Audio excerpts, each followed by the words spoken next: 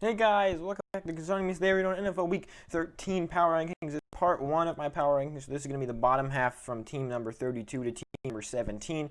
If you're looking for the top half, teams number 16 through team number 1 in the league, then you can check part 2 for that, which the link to that should be popping up at the top of your screen at some point during this little intro. So you can watch that after, before, instead of this one. Just know that it's there and you can watch it however you please. We're going to go ahead and get started here. So this is going to be the bottom 8 right here on this little screen. It's just, bad season. It's just how I, sort them. This is the bottom 8. And obviously in last week we're going to have, once it loads, which eventually it will, we are going to have, to nobody's surprise, I think, is it going to work? Come on. We have the, sorry if you saw that, we have the Jets. They haven't moved at all. They just continue playing very badly. Joe Flacco he's really the only good part of their team is Joe Flacco. That's what I'm trying to say. He's not amazing, but he's probably the only average part of their team. The rest of their team is just so bad. And the fact is that when Sam Darnold's healthy again, they're probably going to put him in there to start.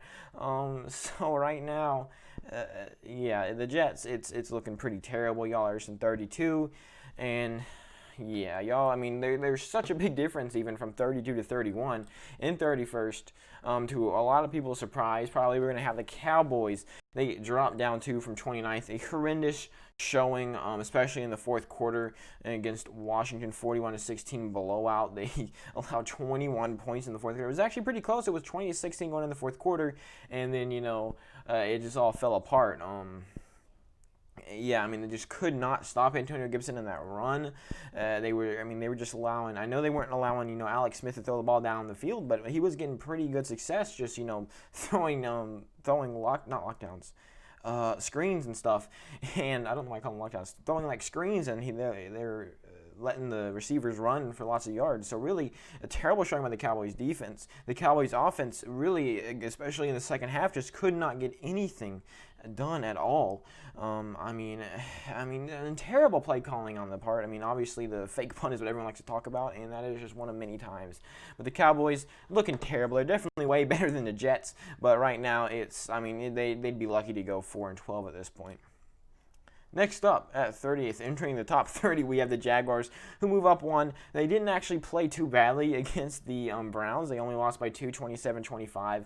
Mike Glennon actually had a pretty good game in that one, and they may move up just because the Cowboys dropped down. You're going to see a lot of this teams moving around because all the teams moving. I would just ignore. I would mainly ignore the moving thing. That's just something cool. That wouldn't be. Okay, so if you think a team is playing really badly and you see that they had them move up 2 just because teams moving around them, don't freak out. Like if they're at 27th and they were 29th last week, don't freak out. Okay, a lot of people get mad at me because I had it like the Giants. They dropped down 3, and okay, not like it, but they played terribly. I know they lost Daniel Jones in that game, and that is one of the reasons why they dropped down 3 instead of 1 or 2. But also before that, when they had Daniel Jones in there, he wasn't playing very well, and neither was this whole team. They were going up against a really weakened Bengals offense, and they were, they could not take advantage of it. Their offense just couldn't get anything done. Colt McCoy went in there and at least did enough, but right now the Giants looking pretty terrible. At least their defense held Brandon Allen and that Bengals offense to 17 points. But really, in my opinion, I think the Bengals really had a really good chance to win that game, but they had the strip sack at the end. That really, it really shouldn't have happened. I'm sorry.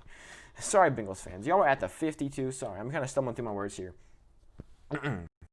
Next up, at 28th, we have the Broncos. They don't move at all, really. You can't really count that game. I almost wanted them down, just because their defense played so badly. You can blame a lot of their offensive problems on the fact that, again, they didn't have a quarterback at all. They didn't have an actual quarterback. They had Kendall Hinton, who was a rookie undrafted wide receiver from the practice squad that they had. But really, that didn't count. You can say a lot about that offense. You can say, oh, they just couldn't do anything because you can run the ball on every play, but eventually, the defense obviously knew they were going to do that. Or you could pass the ball, but then again, you have a wide receiver, and I almost want to move them down also because the play calling was so bad. You'd think, if you have a wide receiver and a quarterback, you'd be throwing a lot of screens, short passes. You look at some of the passes he was trying to make were deep down the field. They were making him take deep shots, and the one pass completed was a screen. That just shows you. He can throw the ball a tiny bit, obviously. He played quarterback in college. So, it was just terrible play calling, terrible defense. And the Broncos, they stay put, though, because I'm just going to, they didn't have a quarterback. I'm not going to bring them down for that. In 27th, we have the Eagles. They played about as well as I expected. They went in there, they lost 23-17. It was really worse than that. Carson Wentz had one of the worst games we've seen from him in a while. This whole Eagles team played really, really terribly. Even in comparison, I know I said that they kind of played what we expected, but really it was a bit worse than even what I expected. I thought they could maybe keep it close, but no, they couldn't. Play style-wise, obviously in points it was close, but if you actually watch the game, it did not look very close. That's kind of what I meant. This has nothing to do with the record, by the way. Before we go too far into it, just let me know this is not predictions or anything. This is how they are playing right now. In 26th, we are going to have the Bengals, who jump up 4. They played a lot better than I would expected, and they were going up against the Giants, which is why they don't jump too far up. But definitely they play a lot better than I thought they would, especially on defense. They were able to, halt that Giants offense that had been kind of on fire for the past couple of weeks. And the Bengals really should have won that game. Like I said, they had that little strip sack that really shouldn't have happened at the end there. And the Bengals, they move up 4 despite the fact that they lost. Again, it has a lot to do with, how they played. In 25th, we have the Lions, who drop down 4. Terrible showing on Thanksgiving Day. 41-25 loss against the Houston Texans. Their defense just basically stopped trying towards the end there, and they let the Texans kind of get away with it. The Lions, horrible game. And that's really all I have to say. They dropped down 4. From 21-25. Next up, moving on to meh category. They're just doing okay. This is it. We're gonna look at all these teams and move on to part 2. So in 24th, we have the Chargers, who dropped down 7. The play calling in this game was atrocious. The clock management towards the end was terrible. I know they were losing by 10, but come on. They played really terribly. I know towards the beginning of the season we were talking about when they were 1-4, 1-5, how they really should be much better. But at this point, they are playing like their record. They are playing like a 3-8, 3-9 team. Really, the Chargers, they are playing terribly, so they dropped down. I had them up to 17 last week, but I just couldn't. They dropped all the way down to 7th. They are just playing meh. That's the way I can say it. Maybe if they had a better coach, maybe they'd be up, but right now it's just not looking good for the Chargers. In 23rd, we have the Texans, who dropped down 1. Again, this had absolutely nothing to do with their playing. Oh, yeah, it might also have to do with the fact that Will Fuller is going to be suspended this week, so they dropped down a tiny bit for that. But other than that, really, I thought they played about as well as I expected them to. No surprises during that game. Maybe I didn't expect them to score 41 points, but they definitely looked like a pretty good team these past 2 weeks. And, so they dropped down 1, but really don't freak out about that. I think they're in 23rd, and that is where they stay. In 22nd, they'll probably move up when they get Will Fuller back. But the Bears, terrible, horrible. They started off 5-1. They were fire. I think at one point they were the number 1 team in the NFC. And then just a total collapse from there. They've lost 5 in a row. They're 5-6, third in their division, I'm pretty sure. And it's not, it's terrible. Their offense is one of the worst I've seen in a while, and their defense has been, in my opinion, underperforming. I think they lost 41-25 against the same score as the Texans game against the Packers. Their defense is what's keeping them afloat right now. Yeah, I know it says it's underperforming, but it is just so good that, they're underperforming, but they're still playing pretty well. But the Bears, offensive performances these past couple of weeks. And just outside of the top 20, we have the Washington football team went up there to Dallas, or I guess it was in Washington, but still, it had a really good game in front of a lot of players. I think I actually saw something that said that it was the most watched game of the 2020 season so far, and they showed up. Antonio Gibson had a really great game. They didn't really take too many deep shots down the field. The longest pass of the day was from their tight end, Logan Thomas, who threw it to Terry McLaurin for 28 yards. Their defense, though, well. Obviously, they had that pick six. They just looked really well. They were getting pressure on Andy Dalton on like every play, and they were stacking him a lot, especially towards the end of that game. And Washington looking pretty good second in their division, and with Colt McCoy and for quarterback at the Giants, I definitely think that Washington has a chance here. Not necessarily this week. They're going up against the Steelers, but maybe next week against the 49ers. They really do have a chance to kind of take control of this division.